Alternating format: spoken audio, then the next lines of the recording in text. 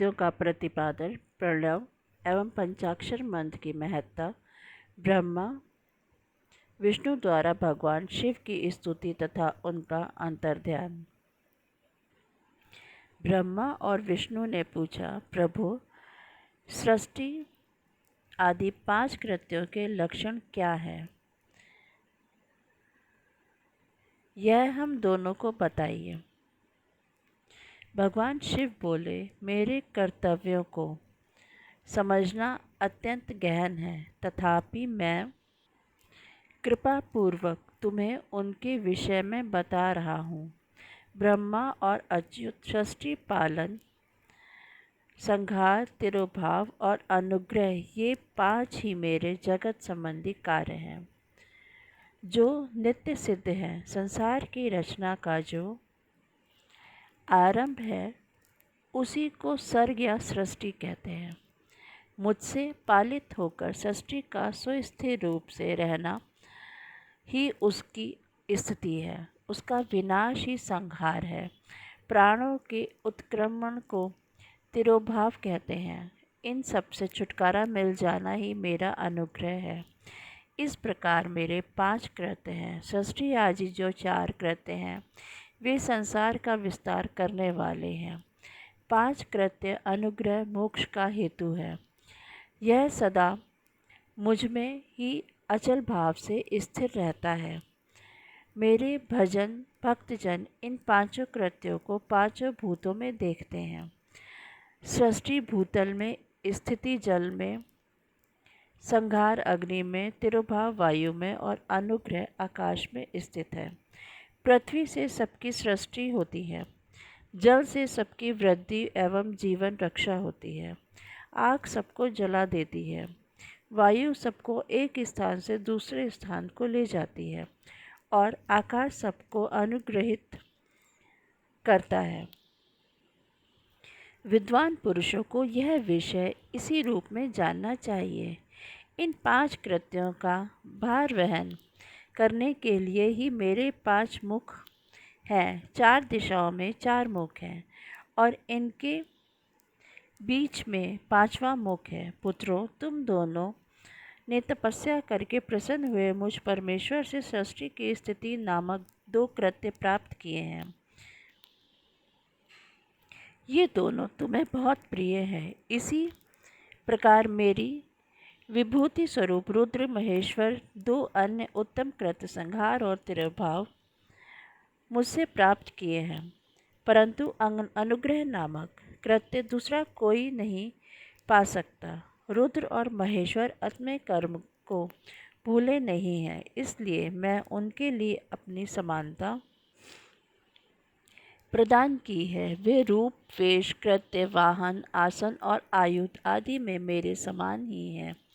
मैंने पूर्व काल में अपने स्वरूपभूत मंत्र का उपदेश किया है, जो ओंकार के रूप में प्रसिद्ध है। वह महामंगलकारी मंत्र है। सबसे पहले मेरे मुख से ओंकार ओम प्रकट हुआ, जो मेरे स्वरूप का बोध कराने वाला है। ओंकार वाचक है और मैं वाच्य हूँ। यह मंत्र मेरा स्वरूप ही है। प्रतिदिन ओंकार का निरंतर स्मरण करने से मेरा ही सदा स्मरण होता है। मेरे उत्तरवर्ती मुख से आकार का, पश्चिम मुख से ओकार का, दक्षिण मुख से मकार का, पूर्ववर्ती मुख से बिंदु का तथा मध्यवर्ती मुख से नाद का प्राकट्य हुआ है। इस प्रकार 5 अवयवों से युक्त ओंकार का विस्तार हुआ है। इन सभी अवयवों से एकीभूत होकर वह प्रणव ओम नामक एक अक्षर हो गया। यह नाम रूपात्मक सारा जगत तथा वेद उत्पन्न स्त्री पुरुष वर्ग रूप दोनों कुल इस प्रणव मंत्र से व्याप्त है। यह मंत्र शिव और शक्ति दोनों का बोधक है। इसी से पंचाक्षर मंत्र की उत्पत्ति हुई है, जो मेरे सकल रूप का बोधक है। वह आकारादि क्रम से और मकरादि क्रम से क्रमशः प्रकाश में आया है। ओम नमः शिवाय यह पंचाक्षर मंत्र है। इस पंचाक्षर मंत्र से मात्र का वर्ण प्रकट हुए हैं, जो 5 भेद वाले हैं। उसी से शिरो मंत्र सहित त्रिपदा गायत्री का प्राकट्य हुआ है। उस गायत्री से संपूर्ण वेद प्रकट हुए हैं और उन वेदों से करोड़ों मंत्र निकले हैं। उन मंत्रों से भिन्न भिन्न कार्यों की सिद्धि होती है, परंतु इस प्रणव एवं पंचाक्षर से संपूर्ण मनोरथों की सिद्धि होती है। इस मंत्र समुदाय से भोग और मोक्ष दोनों सिद्ध होते हैं। मेरे सकल स्वरूप से संबंध रखने वाले सभी मंत्र राज साक्षात भोग प्रदान करने वाले और शुभकारक मोक्षप्रद हैं। नंदिकेश्वर कहते हैं, तदंतर जगदम्बा पार्वती के साथ बैठे हुए गुरुवर महादेव जी ने उत्तराभिमुख बैठे हुए ब्रह्मा और विष्णु को पर्दा करने वाले वस्त्र से आच्छादित करके उनके मस्तक पर अपना कर कमल रखकर धीरे धीरे उच्चारण करके उन्हें उत्तम मंत्र का उपदेश किया। मंत्र तंत्र में बताई हुई विधि के पालन पूर्वक 3 बार मंत्र का उच्चारण करके भगवान शिव ने उन दोनों शिष्यों को मंत्र की दीक्षा दी। फिर उन शिष्यों ने गुरु दक्षिणा के रूप में अपने आप को ही समर्पित कर दिया और दोनों हाथ जोड़कर उनसे उनके समीप खड़े होकर उन देवेश्वर जगत गुरु का स्तवन किया। ब्रह्मा और विष्णु बोले, प्रभो, आप निष्कल रूप हैं, आपको नमस्कार है। आप निष्कल तेज से प्रकाशित होते हैं, आपको नमस्कार है। आप सबके स्वामी हैं, आपको नमस्कार है। आप सर्वात्मा को नमस्कार है, अथवा सकल स्वरूप आप महेश्वर को नमस्कार है। आप प्रणव के वाच्यार्थ हैं, आपको नमस्कार है। आप प्रणव लिंग वाले हैं, आपको नमस्कार है। सृष्टि, पालन, संहार, तिरुभाव और अनुग्रह करने वाले आपको नमस्कार है। आपके 5 मुख हैं, आप परमेश्वर को नमस्कार है। पंच ब्रह्म स्वरूप 5 कृत्य वाले आपको नमस्कार है। आप सबके आत्मा हैं, ब्रह्म हैं, आपके गुण और शक्तियाँ अनंत हैं, आपको नमस्कार है। आपके सकल और निष्कल 2 रूप हैं, आप सद्गुरु और शंभु हैं, आपको नमस्कार है। इन पाद्यों द्वारा अपने गुरु महेश्वर की स्तुति करके ब्रह्मा और विष्णु ने उनके चरणों में प्रणाम किया।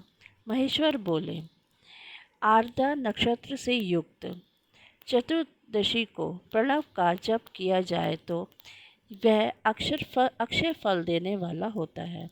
सूर्य की संक्रांति से युक्त महा आर्द्रा नक्षत्र में एक बार किया हुआ प्रणव जप कोटि गुना जप का फल देता है।